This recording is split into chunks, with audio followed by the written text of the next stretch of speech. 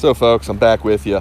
Had a little bit of a cluster. Had people walking 3 Goldens off leash, and they weren't expecting to run into us like we weren't expecting to run into them.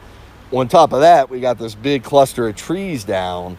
So we're working on clearing that. My co-pilot Jimmy, he's a landscaper by trade, so he's got pretty much all of it under control, which is amazing because when we first looked at it, we thought we need a chainsaw, and we usually have one, or we sometimes carry them on the back of the truck. The problem is we wouldn't be capable of doing the chainsaw because if you chainsaw that tree, the rest of the tree is going to fall down, and it's going to wash us into the river, and bye-bye us.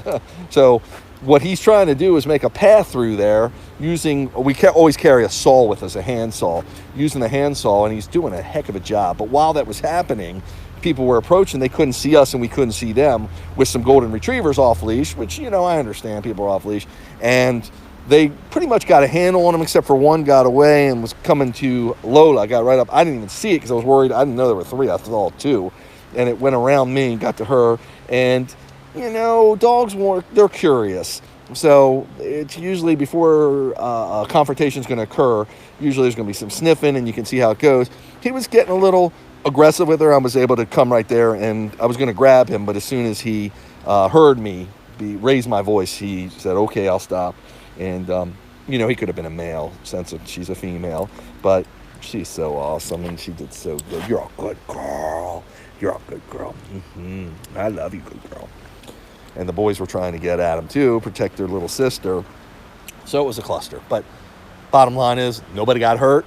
Dogs are all under control, and things went really well. So my dogs are trained. The problem is when you're on a bike, when they're tethered to something like this, and a dog comes up from them to them that's not restrained, it's automatically they feel compromised and in a vulnerable situation. So they can automatically take an aggressive posture, and that can set the whole thing off. So you just don't know what can happen. That's why it's great when they're all on leash. But I realize that I run my dogs off leash. Now I do it on areas that I pay to be there. And I'm the only one there. Not to say a neighborhood dog couldn't just show up anywhere. And to nobody's fault, that happens, I understand.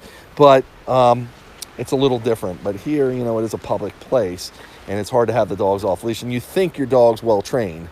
Other people do. I know my dog is because I test them with the recall. But they think their dog's well trained, and they probably aren't using an e-collar like I am, where it's not going to fail.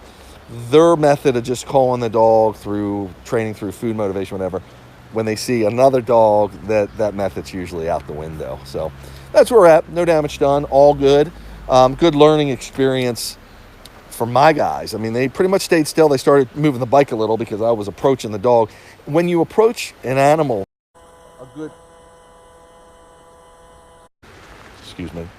when you approach an animal, a good thing to remember is to make yourself look bigger.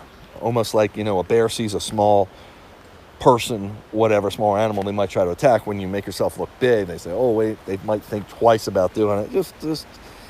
Just some food for thought. So I put my arms out, and I'm like, no. And I would, if I needed to, I would have grabbed the dog. I do have a leash for stray dogs or dogs that get loose.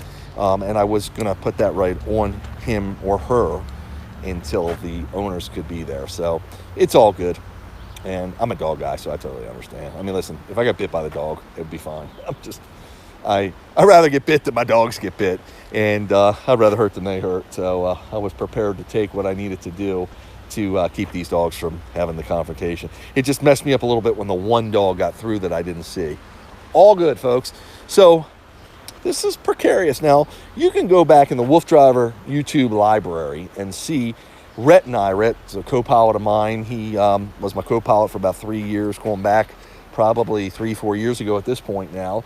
And he, we got to, I remember, I'll never forget, a couple big trees, series of big trees that were down.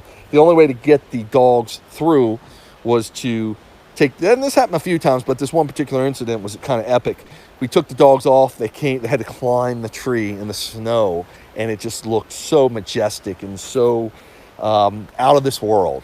They climbed the tree, and we got some great footage of it. They made it over. I was on the other side, and then I got them to what they call plots, which is German to lay down, just like they're doing now, but they weren't tethered to anything. We got them to wait, and then I helped Rhett lift the bike over the down trees, got the trees to the other side. The dogs were waiting for us, hooked them up. Now, I never lost sight of the dogs. I knew where they were at.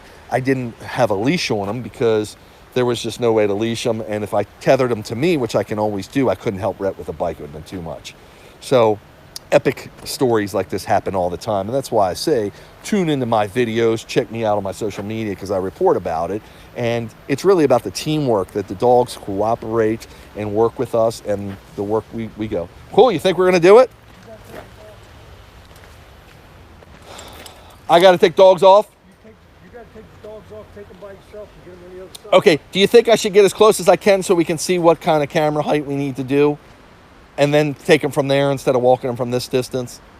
You definitely need them down. But I should approach. You think I should approach it? Well, the quicker you're done and underneath of that thing, the happier I'm going to be. Yeah, yep. Well, I'm I saying. can tell you right now, you need it down to the bag. Yep. Is it any problem getting it down to the bag? No, I can do it. Let's just, let me get up there. It'll be less. Okay. All right, Come on, guys, hike. You can go walk where you want to see where I'm Oh, going. but the brakes on the Chuck, you can go walk through where you think we're going to. Well, I just do it now. I can see it from here. Okay, Ready? okay. Come on, guys. Hike.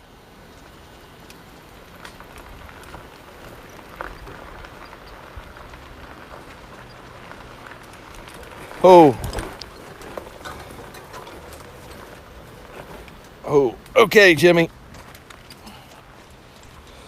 It's going to take me a little while to get through. I'm going to take my good old time. Okay, what we're going to do. You have to get them down. Ho, ho. Put that chalk under. You may be able to leave that white one. Oh, the white one. But hey, put the chalk under because I can't. Okay, hang Okay, on. sorry. Fucking exhausted. I know. Okay, so I may be able to leave that one fully. No, you're gonna have to take it off at the top. Okay. Black and white. Let me turn everything off here, folks. You can put it We'll be back. here if you want. Just lay on my shirt.